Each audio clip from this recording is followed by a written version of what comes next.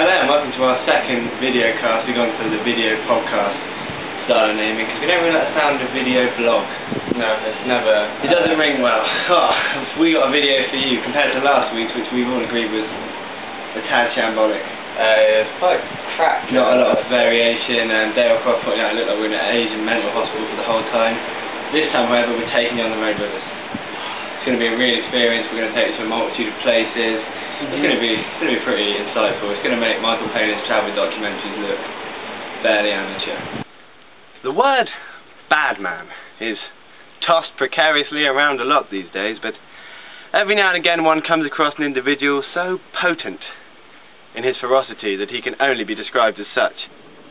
This spider, known to the locals as the gentleman killer, sits on its web for 20 hours a day, leaving only to wax its beamer and watch the cricket.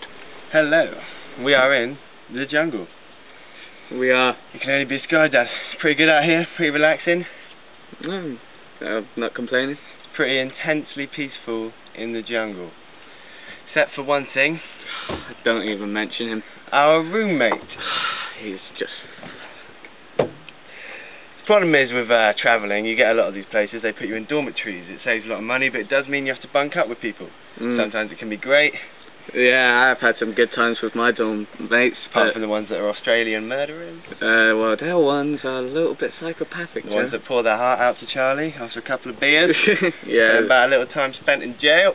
And how they've been raped, really. It's been quite pleasant, you know. Yeah, but anyway, that's clearly a hilarious story. But moving on, yeah, roommates. And this one, we've been bunking up with a toad.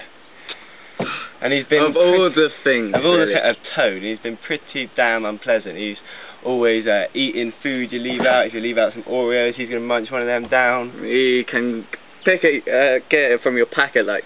Yeah, he's got a long, extendable tongue with a sticky ending. He, if you're sitting chilling, he always wants to cop a headphone. He's always... We don't have free headphones. Always asking for shit. He's always like, oh, here, man, I was just wondering if I could borrow a few cigarettes. I'm sort of short and I'm down on money right now. I'll just borrow 4 or 5, hit you back later when I get a pack. You know, that kind of... He's obnoxious. I don't like him one bit. Other than him, it's been a pretty good trip. Oh, yeah, but he's kind of putting it down on things now. He talks really, he goes on about at night as well. About all his problems. Yeah, you're trying to go to sleep, he's just like, what do you reckon happens when we die? It's like, oh, come on, dude, I don't need that now. He really thinks about this stuff all the time, like even in the day. Deep and he's not, it's really irritating, bloody toads. But yeah, other than that, it's pretty good. Yeah, I love it. Climb down a waterfall, platform game style. We'll talk to you about that in one fact, moment. We could probably cut to that right now. Joe, it's not like that anymore. Hello everyone. You all remember platform games, right? The games that you grew up with.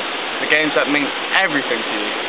And it's changed and changed. Well, here they have their own platform game at the Dreamtime Lodge. So I'm just going to give you a little demonstration of what it's like. Hey! Forward! Right! Forward! Hey! Hey! Keep going forward, I've pushed my finger down. Fuck this game! What? About one of our final nights in Bangkok. It's quite an interesting tale. It involves all your favourite elements. It involves paedophilia, it involves abduction, the homeless, and 55 baht Thai beer. It's pretty good. It's a recipe, Somerset, for adventure. Charlie, how did it all begin? We were just sitting down, enjoying Bangkok. It's a great place to go. A few beers, like men. Just chilling, really. Just having some beer, nothing of it. Just having a great conversation. Just debating things. Yeah, you know. Love, life, inception. Yeah, the inception, definitely. That kept us going. Yeah, and then all of a sudden these like Thai ladies. We were surrounded by ladies. I think that's not an arrogant statement, that's just the truth. We were sitting there, having some beers, like men. We were surrounded by ladies. And then it just came on like they would just keep offering us sweets and stuff like that. They were offering us, they gave me a cricket to eat, which I of course obliged. I'm an English gentleman, I hate the cricket. It was I don't know why you did that. It was like a hollow anchovy. Then you gave one of them your scarf, which was a very small mistake. They kept bothering me for it. They asked him for a scarf, he gave them the scarf. I didn't mean to. Then we asked around to see how old are these ladies. Now, the thing is, over here, they have amazing skin, they look very, very young. We asked, how old are you? They said we looked young, you see. So we said, look, how old are you? And they said, we're 30. And I thought, well, this has now become weird. Not to say to any people over the age of 30 watching that it's old to be over 30, just in context of our age, 19 and 18 respectively, the gap is too wide, it's a gulf. It's a gulf. So we agreed early on in the trip, there will be a signal taken from the John Legend video, green light. Time to go! So I said, time to go, in the exact infliction. Yeah, he did. I was foolish, Joe. They kept telling me deep dark secrets, and it was just like quite... Plus one of them had your scarf. Charlie was chained there by his scarf in a way. And then all of a sudden I was just like, Joe's not coming back. Charlie was stuck. Meanwhile, I'm standing out on the street, waiting for Charlie. I did not know this. I'm trying to get his attention, but without offending any of the ladies that we just ran away from. I just ran away from. And so I saw a homeless drunk man, and I thought, I've got an idea. Excuse me, sir, would you mind going over there and shouting out Charlie to that young blonde gentleman? He did as I asked. Charlie did not look, even though the homeless man shouted his name far too loudly for a public area. I did not know this. I honestly felt like I was getting groomed. It was horrible. A lot of travellers talk about being on the road and life on the road, but what not a lot of people know is that it is an actual physical road. This is that road. It runs from the very bottom of China right to the top of Asia, goes through Australia, round, and then joins London at the M25, which is where the phrase "bad man on road" comes from. Moving on the road now. For about a month and a half. It's pretty weary.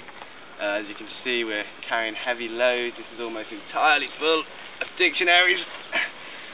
But we persevere. So nothing happens, and it's just me and a homeless man standing outside a wall with this barbie behind, and suddenly there's a little bit of tense in the air. So this homeless guy grabs me by the arm and sort of drags me away, said, come to my home. I said, okay. So I followed. I didn't know he was home at this stage until he took me to a bench, sat me down and said, this is my home. And then it became abundantly clear as I spoke to him on the bench that he was actually the village drunk. You could hear him shouting at people and they'd be like, they knew what to expect from him, he was leering at women. And I realised that he wasn't the pleasant, lovable homeless man that I'd imagined in the first place, but merely a vagrant. Like many of you growing up, I myself was massively inspired by the Herbal Essences advert. Jay. And I will never pass up the opportunity to reenact that advert live wherever and whenever I can.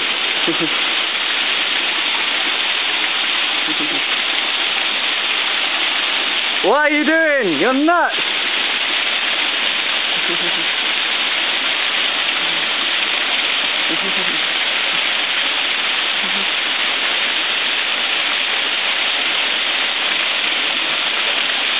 That was nowhere as sexy as the Herbal Essences. Herbal Essences! Fuck, that was tough! Thank you very much for watching our video cast for a second time. All four of you, we know who you are, because you're the only people that keep emailing us back. And we really like that. We really appreciate your contact, because as we previously said, this is actually the first time we've spoken since we filmed the last video. We are not getting on. I keep avoiding him as well, and it seems like it's not working. I see you on the streets, I'm like, Charlie, you're like, walking along, you're a very distinctive looking guy in your new clothes. And Charlie, you walk bobbing your head to pretend you don't speak English.